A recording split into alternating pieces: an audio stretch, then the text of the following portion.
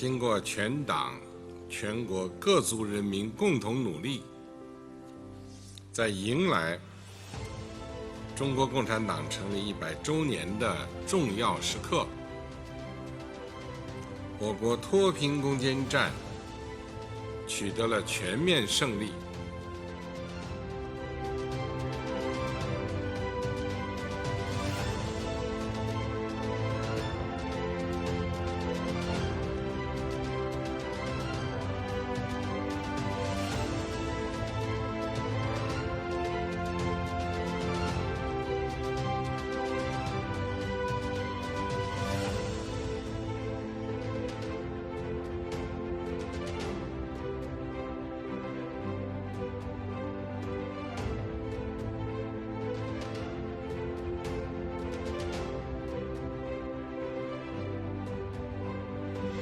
这是中国人民的伟大光荣，这是中国共产党的伟大光荣，是中华民族的伟大光荣。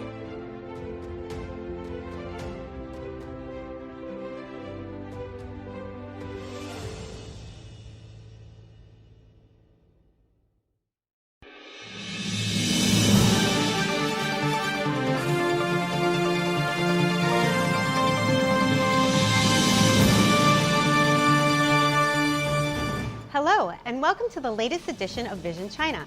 I'm Kara Schroeder from China Daily. Today's edition of Vision China will cover China's efforts in alleviating poverty and how it will cooperate with the rest of the world in reducing poverty on a global scale. The theme for today is Way Forward After Beating Poverty. The first objective of the United Nations Sustainable Development Goals is to eliminate all forms of poverty in the world. Recently, China has declared to have won a decisive battle against poverty alleviation and achieve the poverty reduction goals of the United Nations 2030 Agenda for Sustainable Development this year, 10 years ahead of schedule. China has now focused its 14th five-year plan on rural revitalization. Today we will welcome guests to share China's experiences for poverty reduction and also discuss international cooperation and exchanges in this arena. Welcome to Way Forward After Beating Poverty. First, let's introduce the honorable guests who join us today. They are Robert Kuhn, Chairman of the Kuhn Foundation and winner of the China Reform Friendship Medal. Wang Xinjue, Executive Vice President of the China Foundation for Poverty Alleviation. Dr. David Monnier, Director of the Center for Africa-China Studies. Eric Nilsson, winner of Chinese Government Friendship Award and senior journalist of China Daily.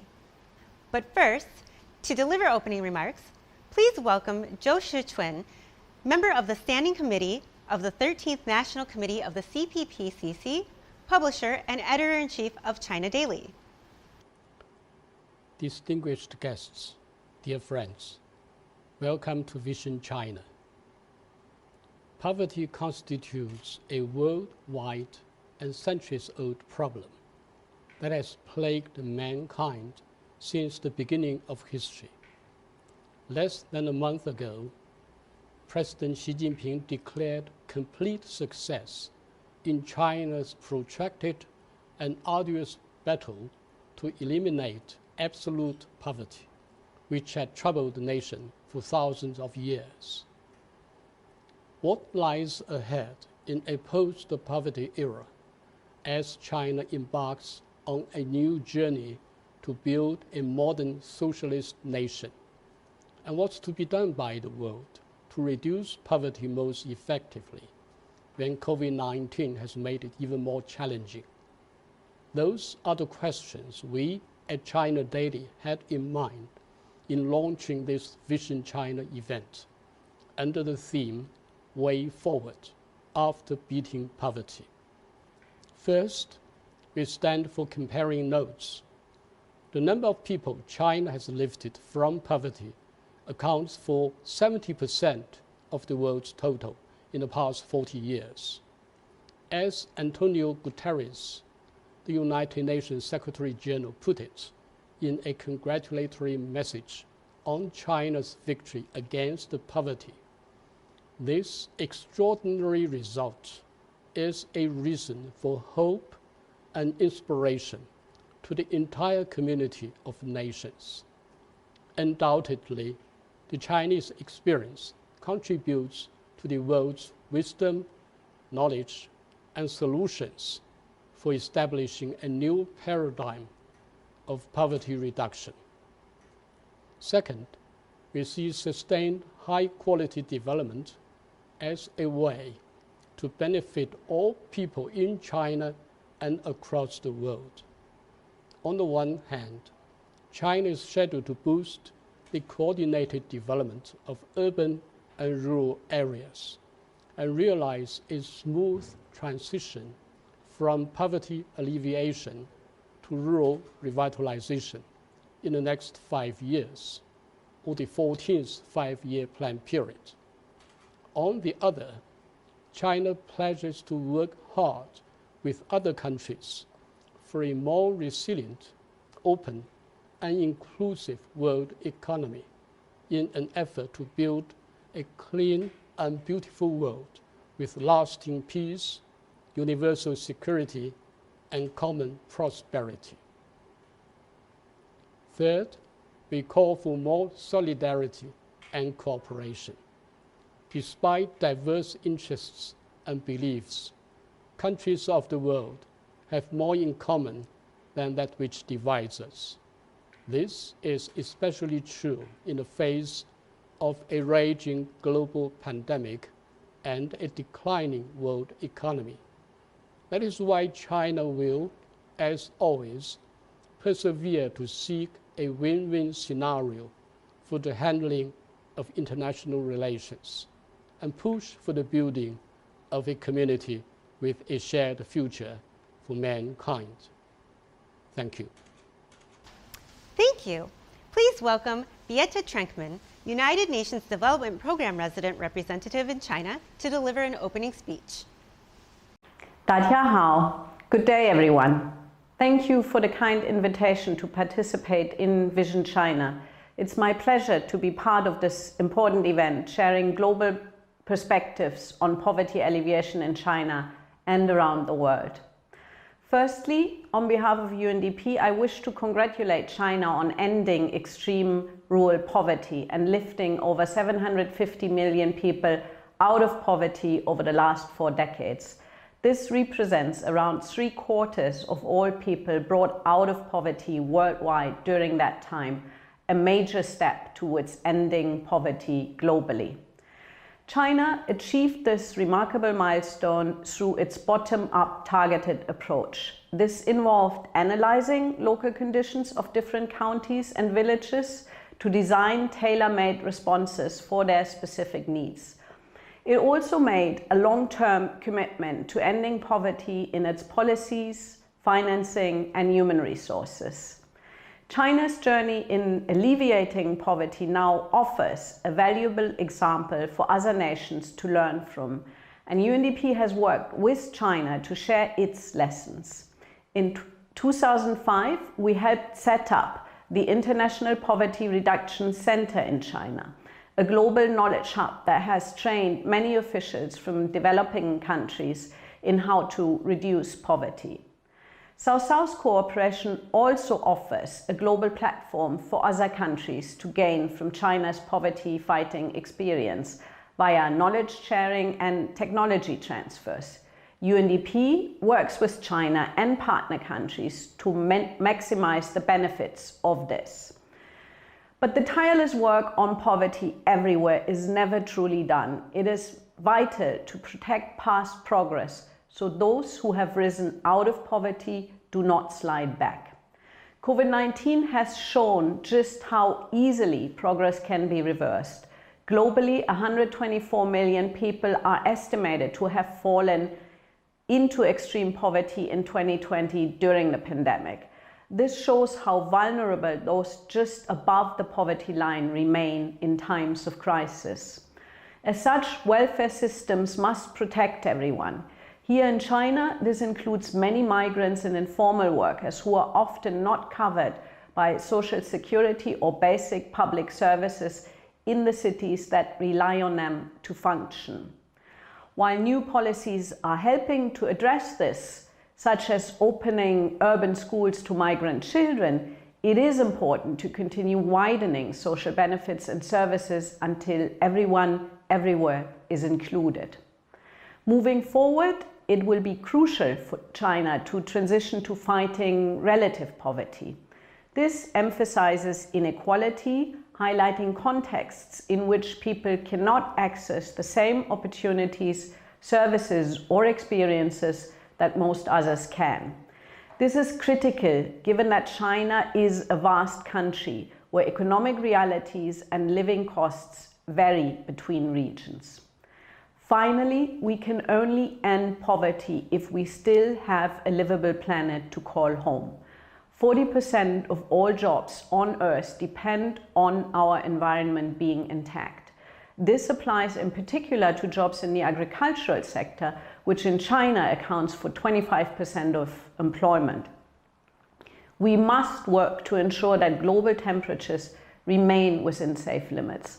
Worldwide, climate change could push 120 million more people into poverty by 2030.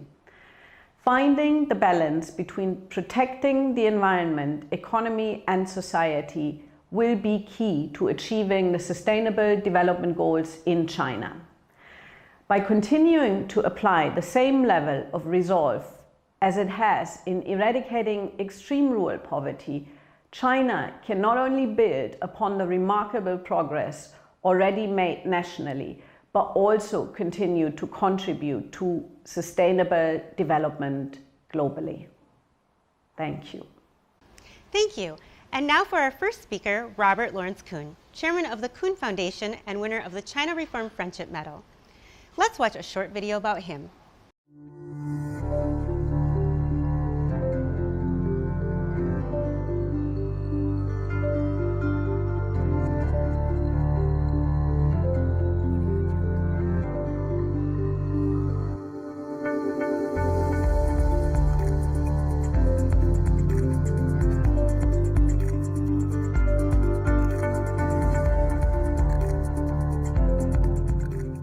I was privileged to participate in the first Vision China soon after the 19th CPC National Congress. And it is a pleasure to participate in this Vision China on poverty alleviation at the beginning of China's 14th five-year plan and 15-year plan to 2035. I have been telling China's story to the world for more than 30 years. And although China has many achievements, none represents the real China, and none is so powerful as China's commitment to eradicate all extreme poverty in the country and making it happen in 2020. China's poverty alleviation is the best story to undermine biases and disrupt stereotypes about China.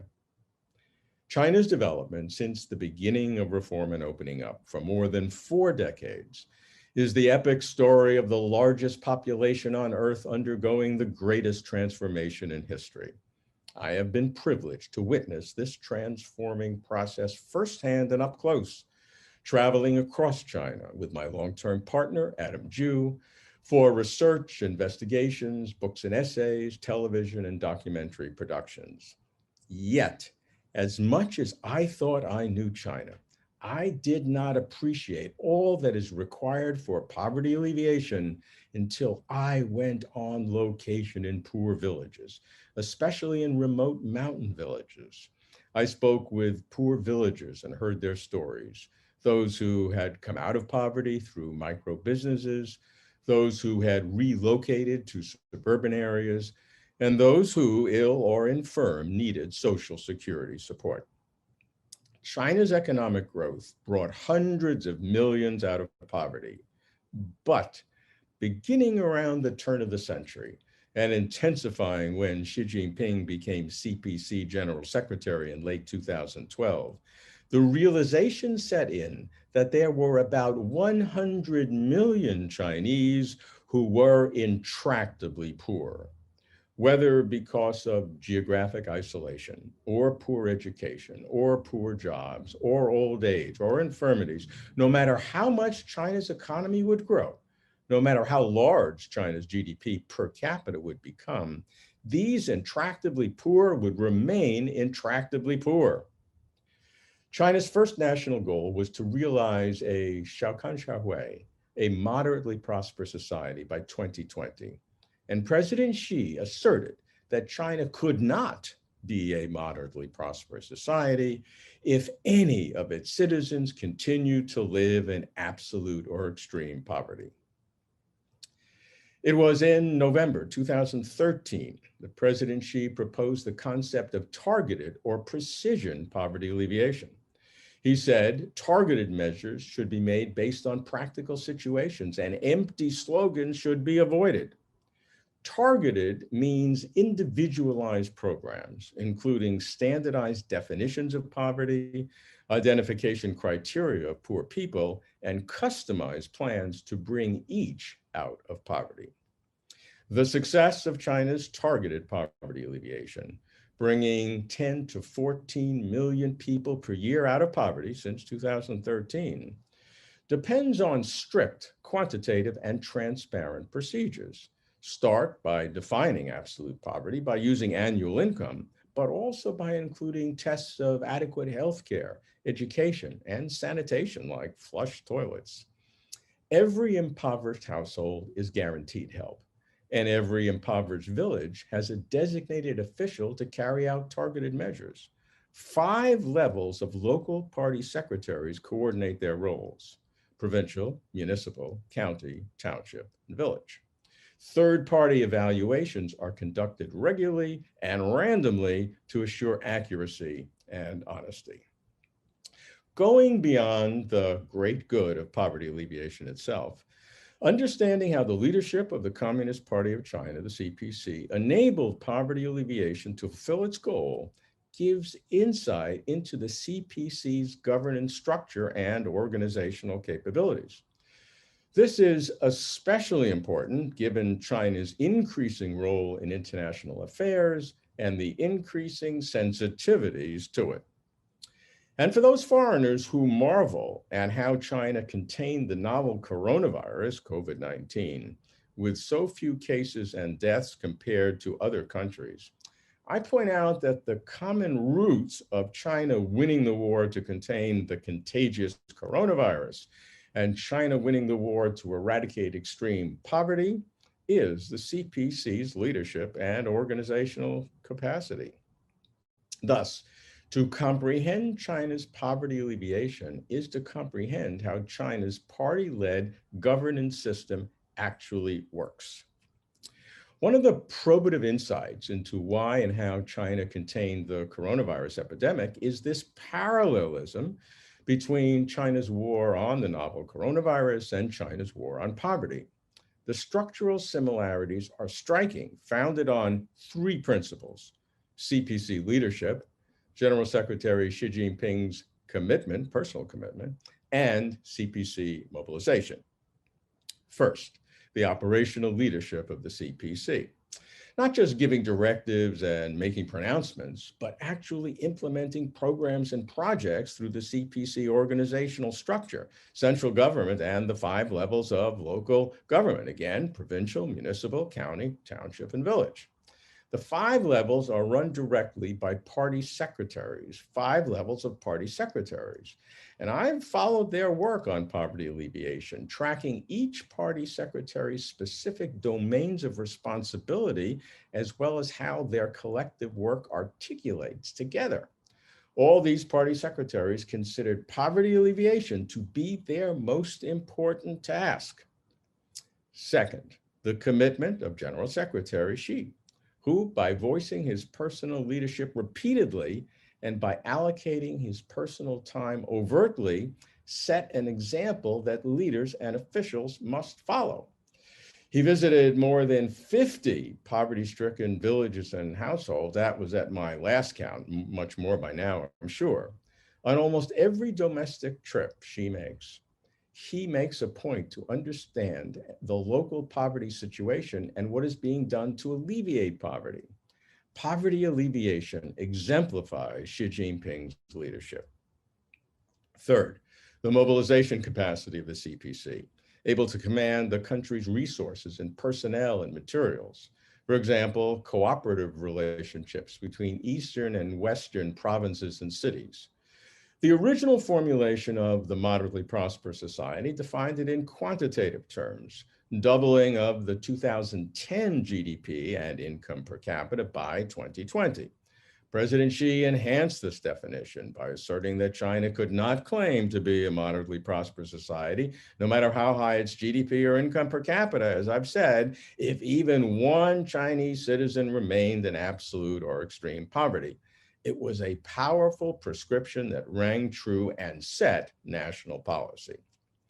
Those who recognize China's unprecedented poverty alleviation success must also recognize its causal relationship to China's system of one-party leadership rule and a strong command-down government.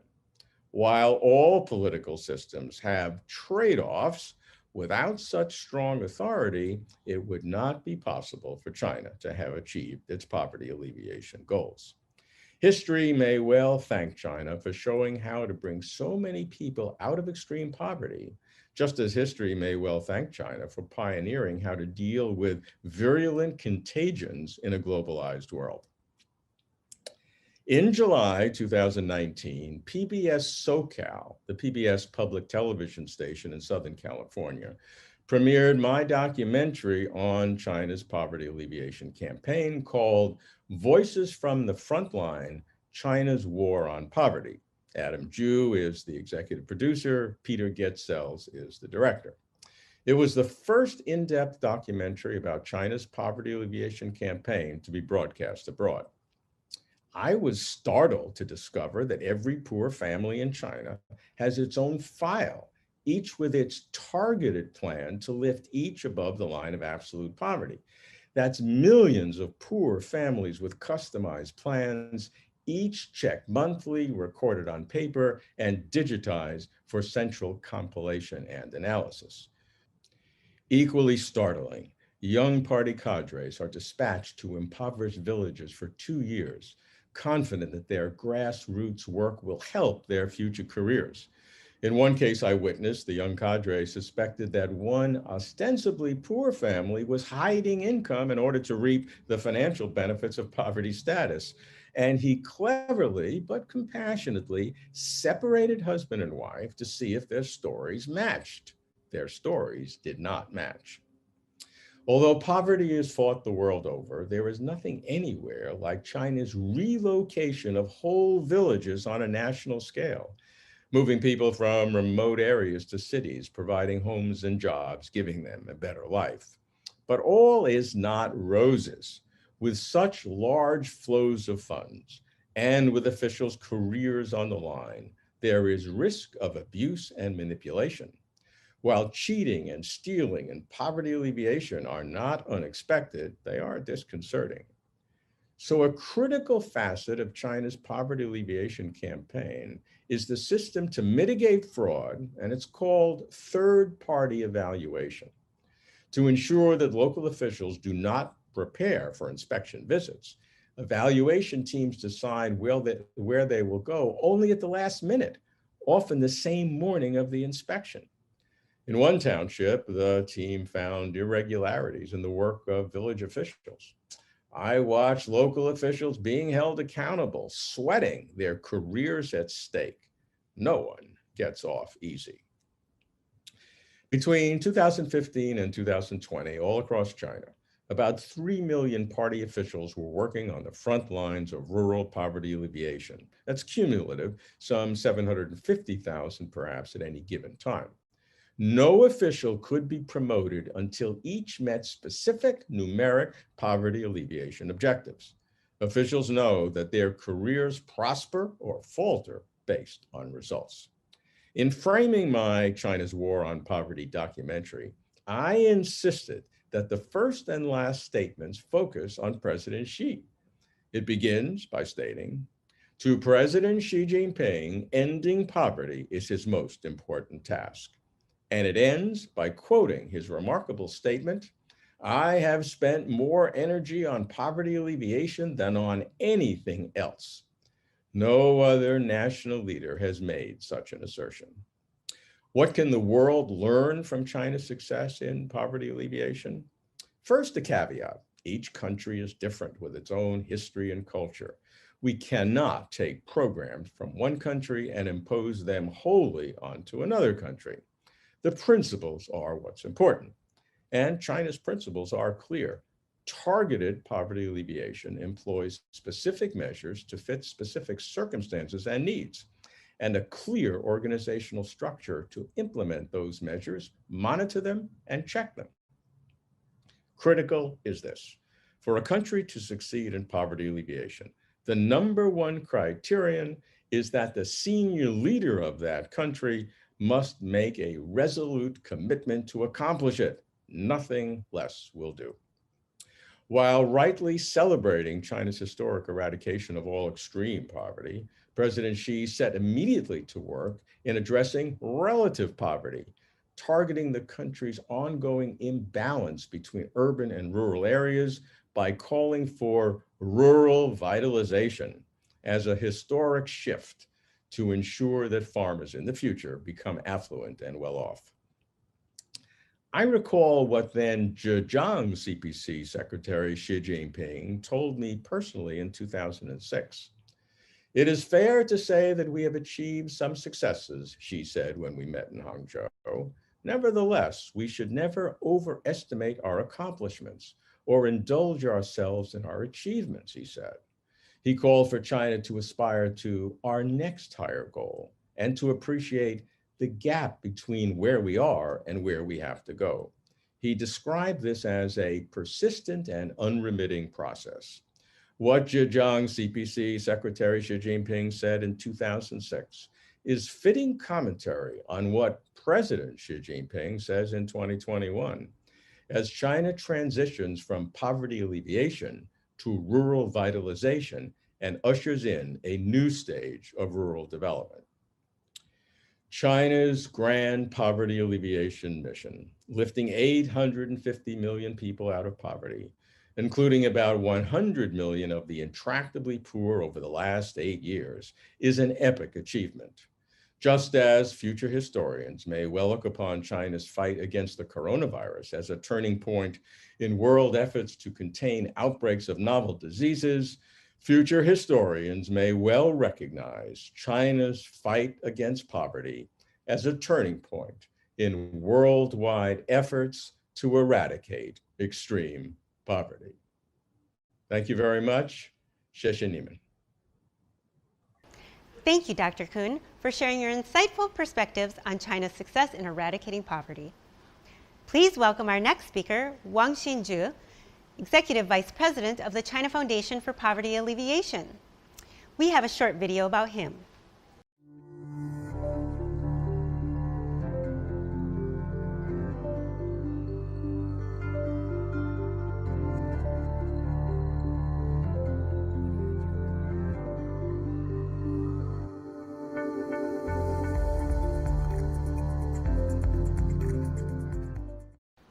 Ladies and gentlemen, friends, it is my great pleasure to meet you all here.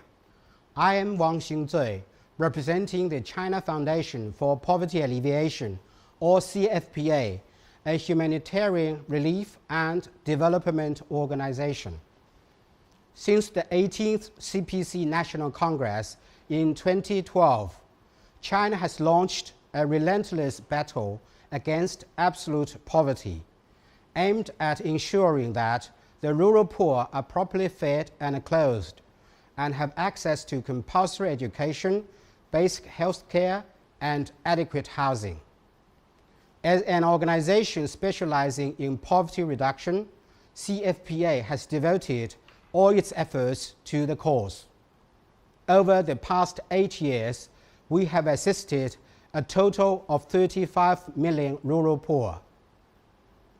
These pictures show the dramatic change of Xueshan village in Sichuan province, which was one of the 128,000 poor villages nationwide.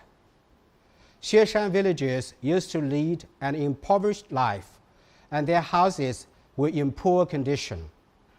With our unstinting support, the village has now taken on an entirely new look.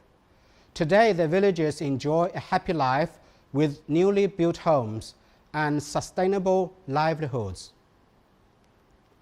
On February 25, 2021, President Xi Jinping announced that China has achieved a complete victory in the fight against absolute poverty, meeting the no poverty goal set in the United Nations 2030 Agenda for Sustainable Development, a decade ahead of schedule.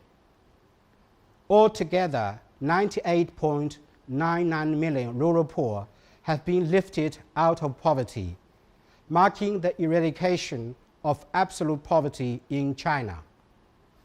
While eradicating domestic poverty, China also actively shoulders its due international responsibility, as President Xi stressed in his special address at the World Economic Forum virtual event of the Davos Agenda.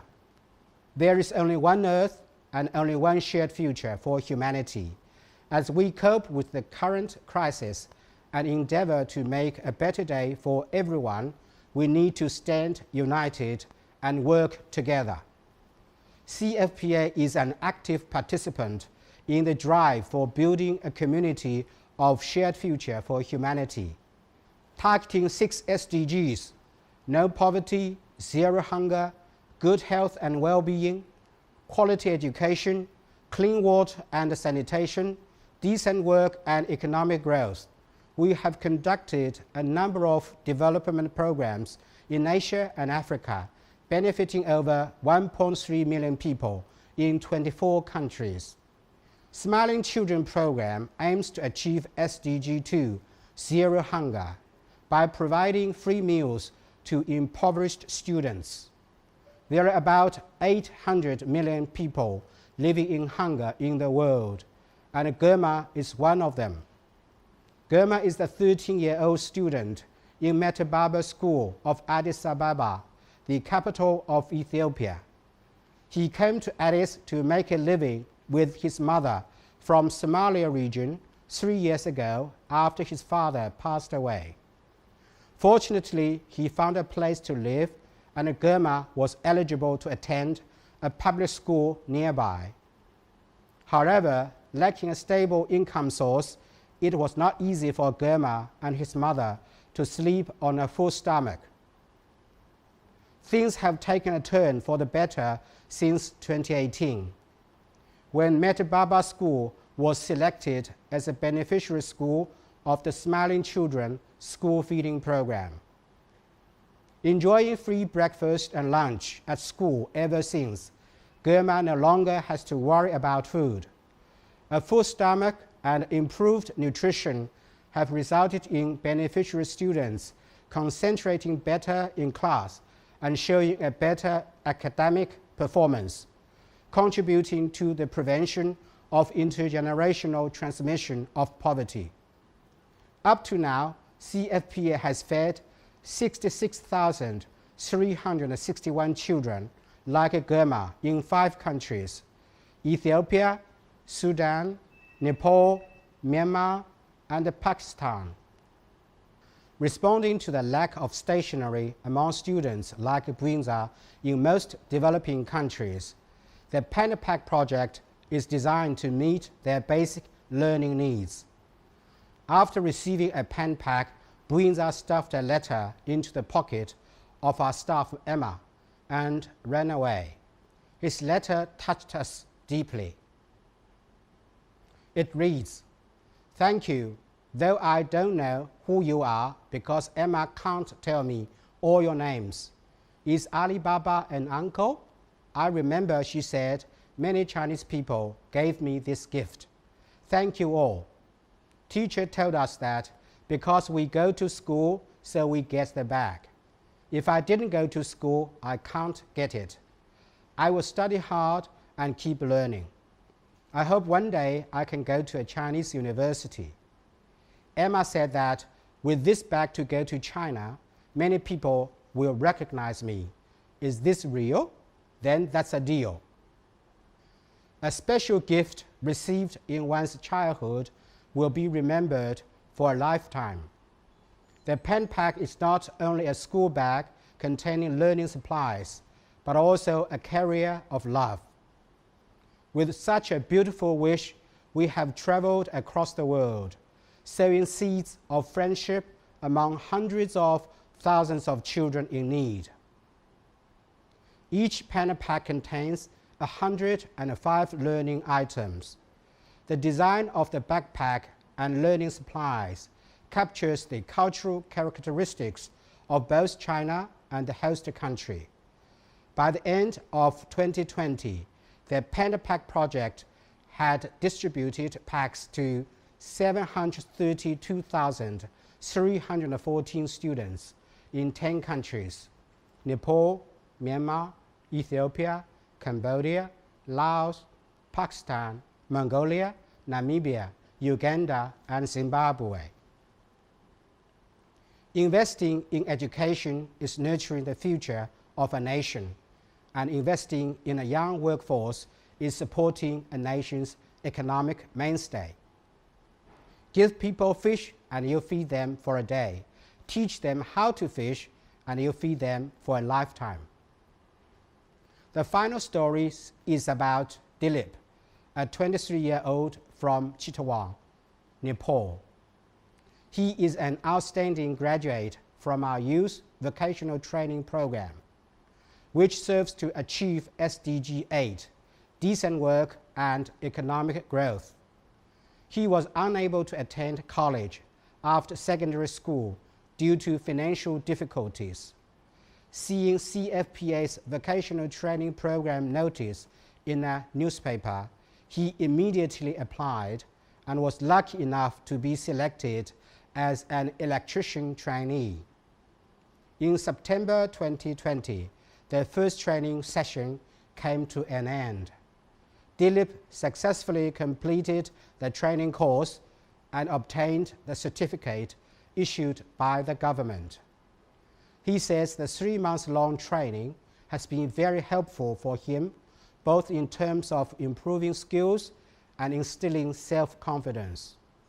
We were glad to know that during the pandemic, he was in charge of electricity maintenance for his community.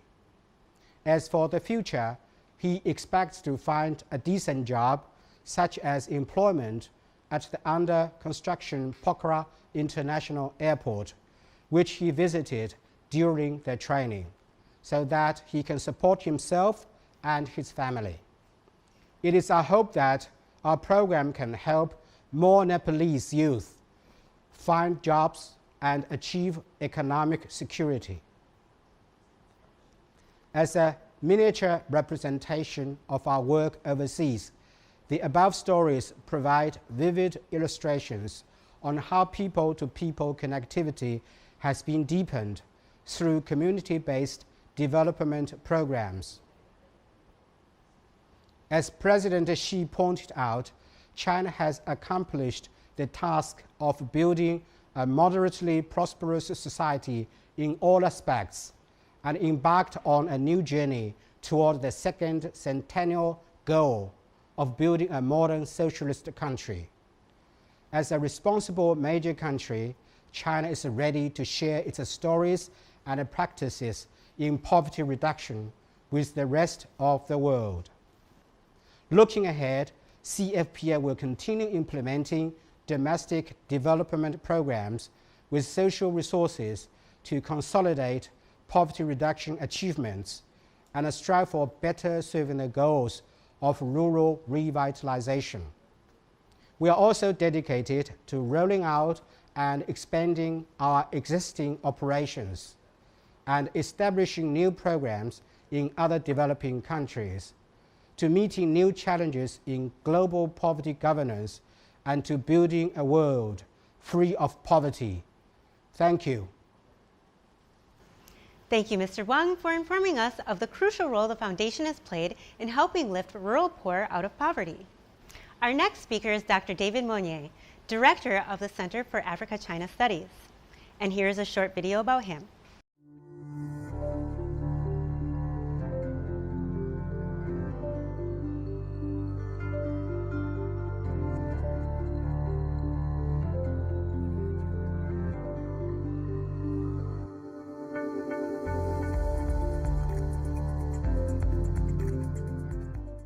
As President Xi Jinping has made 4 visits to Africa, in addition to many more that he took before ascending to the presidency, the frequency of his visits underscores the importance that he attaches to this continent. He has not forgotten the common bonds that bind China and Africa, and he emphasized them appropriately at the FACAC conference in September 2018, when he asserted, and I quote, "With similar fate in the past and a common mission, China and Africa have extended sympathy to and helped each other throughout all the years. Together, we have embarked on a distinctive path of win-win cooperation," close quote. At the same conference, China once again demonstrated its achievement to Africa by pledging 60 billion to Africa in the form of assistance, investments, and loans. Used wisely, China's capital could play a crucial role in addressing the formidable challenges that Africa has to meet. The Belt and Road Initiative, which was proposed in 2013 by President Xi, is a far-reaching project, studying the globe and inviting more than 60% of global population. This infrastructure project will not only be a material web connecting so many regions and people, it will also be an additional construction, fostering the exchange of culture, enhancing economic growth, and promoting connectivity that will also encourage environment-friendly innovation. The Belt and Road Initiative has noticeable facets that are in tandem with the African Union's Agenda 2063, especially in terms of improving intracontinental trade and intracontinental people-to-people exchange. More importantly, Africa has so much to learn from China on how to uplift majority of Africans from poverty. From the time of the Cold War to the present, China-Africa relation has evolved. The two partners are no longer striving to cast the chains of colonial control. Political sovereignty has been attained, but it will remain intolerably circumscribed, if not accompanied by economic progress. As China has shown, technological advancement is intrinsic to economic progression. Knowledge production is crucial to China-Africa relation, and more so for Africa because it continues to lag behind. There is no doubt that China has emerged as one of the most crucial players in the international arena today. It has done this at a very rapid pace. For Africa, in particular, this relationship is central, with China ranking highly among Africa's trade and investment partners. And with these figures growing by exponential rates at each year, at an average rate of 20 to 40% each year. This was attested to by the delegation of over 40 African heads of states and government, as well as the AU Commission that attended the Forum on China-Africa Cooperation Summit in Beijing in September 2018. Africa-China relation needs to be studied and understood from dynamic and fact-based angles. The Center for Africa-China Studies, therefore, is a hub to go to facilitate for the facilitation for knowledge on all matters related to political economy of Africa-China relation in its many, many layers. By 2021, coinciding with the CPC's 100th anniversary, President Xi Jinping declared that China has completely eradicated extreme poverty. In addition to this, China hopes to become an advanced economy by 2035 and to be a net zero CO2 emission economy by 2060. Judging from its achievement in the last 40 years, there is little doubt that China will meet the set targets. The CPC has blazed a trail than any other nation has. Of most importance, its achievement inspire hope in the developing world and particularly in Africa. From being a third world country to its current status as the second largest economy, on course to become the world's biggest economy, China's storied achievements merit respect.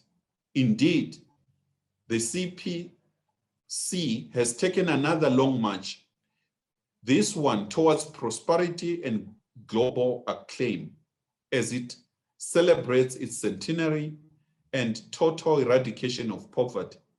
The CPC will undoubtedly guard against complacency, unforeseen eventuality, such as the coronavirus pandemic could put a dent on the stellar economy and performance. Secondly, global prominence comes with expectation of responsibility and global citizenship. China should thus be posed to work with the developing world, Africa in particular, that remains trapped in circumstances that were characteristics of China from 1949 to 1978. This, of course, does not spare Africa from its own primary architect of continent's development.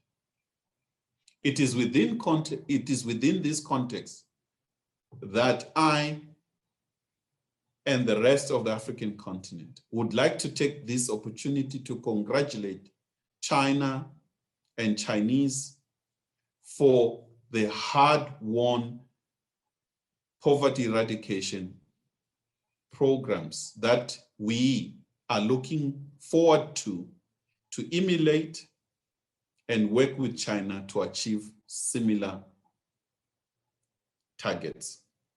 I thank you. Thank you, Dr. David Monnier, for sharing with us the fruits of China-Africa cooperation. Our final speaker is Eric Nilsson, winner of the Chinese Government Friendship Award and senior journalist of China Daily. And we have a short video about him.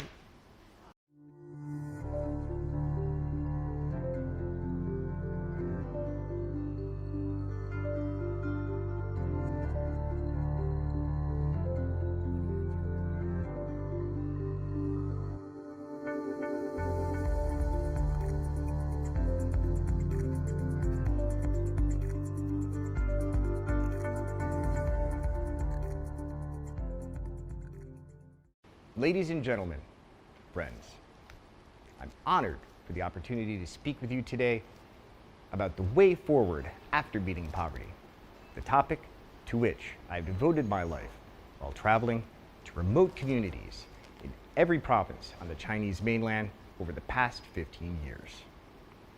I'd like to start by asking you to consider that there has never been a better time to be alive, and this is largely thanks to China's progress, and especially its poverty alleviation, and particularly in recent years.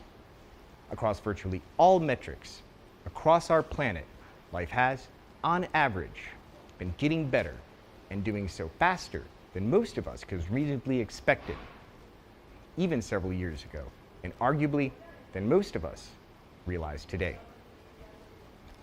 That's because poverty compounds virtually every form of human vulnerability to every form of human suffering.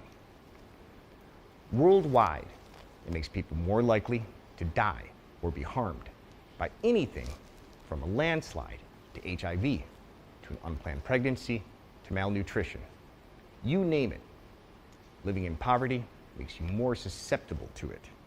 And, indisputably, the main driver of global poverty alleviation has been China, which has lifted nearly 800 million people out of extreme poverty since the beginning of the reform and opening up, accounting for 70% of the global total during the past 4 decades, and enabling the realization of the Millennium Development Goals of having global poverty before the deadline. That includes nearly 100 million rural Chinese brought out of poverty since 2012 alone. And this means that China, under the leadership of President Xi Jinping, has achieved the new UN goal of poverty eradication a decade before the 2030 deadline. This truly embodies the spirit of a community of shared destiny for mankind. It's true, as she said, the country has created a China example of poverty reduction and made great contributions to global poverty alleviation. And in this spirit, under Xi's leadership, China has in recent years cooperated with more than 160 countries to advance their poverty alleviation. It's also true, as Xi said, that China has created another miracle that will go down in history. And shaking off poverty is not the finish line, but the starting point of a new life and new endeavor. It's also worth noting that the final push to overcome poverty in the most difficult areas owes much of its success to the targeted poverty alleviation approach that Xi has prioritized. Xi has not only called on leaders at all levels to work on the front lines against poverty, but also led by example, visiting all 14 contiguous areas that then experienced extreme poverty since 2011. But before that, he also worked on the front lines of rural poverty and began his political career as a worker in a poor village, as a teenager engaging in arduous manual labor and sleeping in a cave. Indeed, a primary component of China's poverty alleviation, and there are many, is a diversification of strategies, especially those that turn geological disadvantages, such as droughts, into advantages, such as solar farms made extra productive by cloudless skies. But China's poverty alleviation is also a question of will. That is, China has prioritized poverty alleviation. Even though it abandoned GDP targets last year during the COVID pandemic, it remained true to its goal of totally eliminating extreme poverty. That's a powerful testimony to its priorities. And its priorities in the near future are clarified by the new 5-year plan. This is the first 5-year plan since China has approached the finish line of building Xiaokang, or a moderately prosperous society in all respects. This enables China to, according to the plan, better balance development between rural and urban areas, advance innovation and economic development's quality, and to make greater advancements in environmental protection and restoration. Again, such long-term planning enables China to actually fulfill long-term targets. It's also worth noting that the 5-year plan is a centralized plan, enabling coordination on the national rather than just the local level. And these two unique features give such 5-year plans incredible advantages in terms of what they're able to actually achieve. Again, this is the first 5-year plan since China has achieved a new starting point following complete victory over extreme poverty. It is designed to enable the country to not only avoid backsliding into poverty, but also to enable people to go beyond merely overcoming poverty to pursuing not only a better quality of life, but even greater personal aspirations. I have made it my life's mission over the past decade and a half to tell the story of China's poverty alleviation in ways that resonate with the world, through my journalism with China Daily, and especially through my new book, Closer to Heaven, Global Nomads' Journeys Through China's Poverty Alleviation. The book is a condensation of my firsthand explorations from the front lines of China's poverty alleviation. Along the way, I saw such extreme human suffering, and then saw it overcome as China improved the human condition on a miraculous scale. I wrote the book as an adventure book of first-hand accounts to show how China has achieved this miracle and what it had to overcome to achieve it. I think a lot of people around the world don't really understand that yet. I discover unexpected dimensions of China's poverty alleviation in quake zones, deserts, mountains, and other often geologically hazardous areas throughout the country.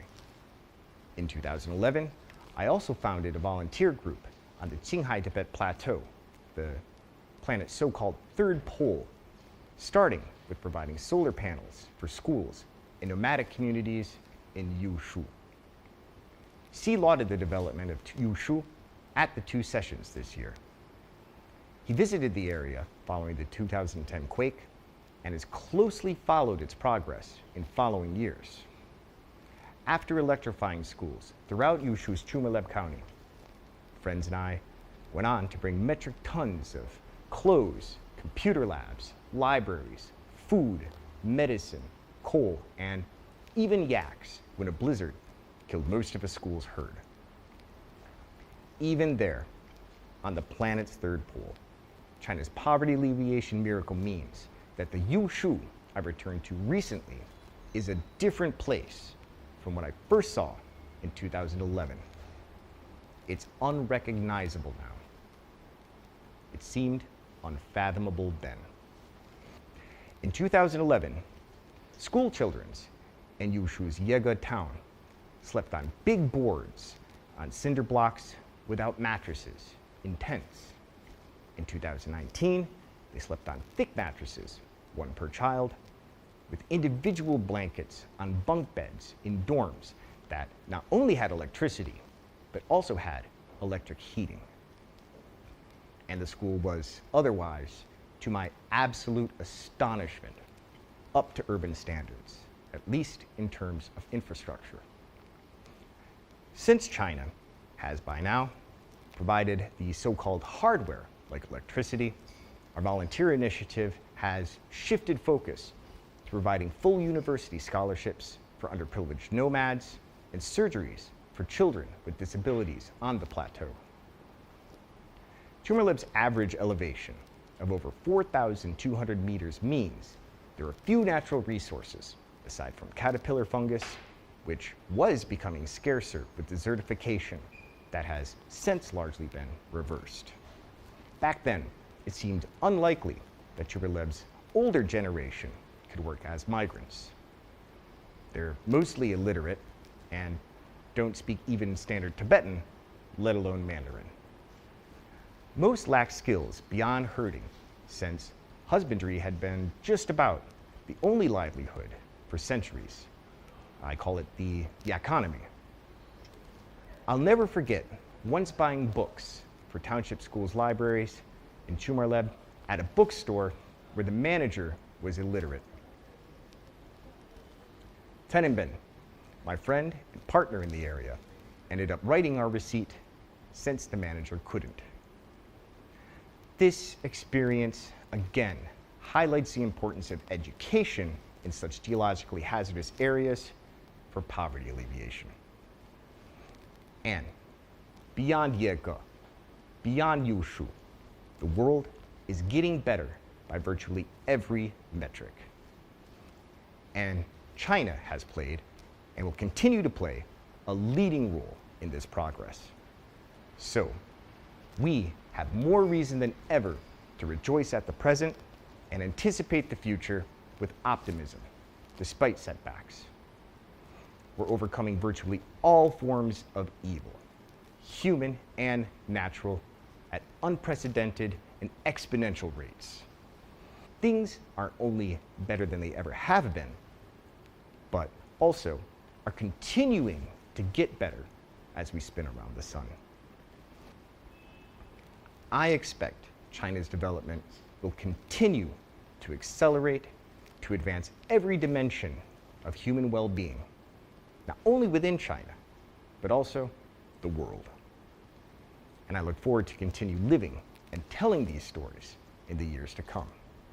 We are, as a planet, as a species, moving closer to heaven every moment including this very instant, as China's progress, helmed by the CPC, led by General Secretary Xi, in turn, drives global progress. What a time to be alive. The best of times, in fact. Thank you. Thank you to Eric Nilsson. We enjoyed learning about Mr. Nilsson's personal experience and views on China's efforts in eradicating poverty. Well, that's all for this edition of Vision China. We thank all of our speakers for their perspectives, insights, and expertise. We'd also like to offer a special thank you to Huicheng Tourism Investment Company Limited of Jiangxi Province for their great support in the event. For the latest updates, visit www.chinadaily.com.cn, download the China Daily app, or follow China Daily on WeChat, Weibo, Facebook, or Twitter. Stay tuned for upcoming Vision China events where we will be discussing key issues facing China and the world. Thanks for watching. Bye-bye.